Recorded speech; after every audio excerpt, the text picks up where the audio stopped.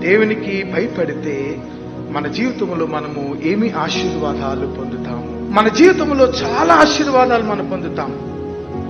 చాలా మంది వాటిని జ్ఞాపకం చేసుకొనక దేవునికి భయపడటానికి బదులుగా లోకముకు, లోక మనుషులకు భయపడే ప్రయత్నాలు మనం చేస్తుంటున్నాం. ప్రియమైన దేవుని బిడ్డలారా, ఒక క్రైస్తవ విశ్వాసిగా నీవు దేవునికి మాత్రమే భయపడినట్లయితే దేవుడు నిన్ను ఆశీర్వదించేవాడు. ఎందుకు దేవునికి మాత్రమే నీవు భయపడాలి అని అంటే, దేవుడు సృష్టికర్త, మనలను సృజించినటువంటి ఒక సృష్టికర్త ఆయన. కనుక మనము ఆయనకు మాత్రమే భయపడాలి, ఆయనకు మాత్రమే భయపడాలి. ఫియర్ ఆఫ్ ది లార్డ్, దేవునికి భయపడటం మాత్రమే మనం చేయాలి. కానీ నేటి సమాజం ఎలా ఉండిపోయిందనంటే, నేటి సమాజము దేవునికి మాత్రమే భయపడటం మానేసి లోకానికే ఎక్కువ భయపడటం ప్రారంభించినటువంటి రోజుల్లో మనం ఉన్నాం.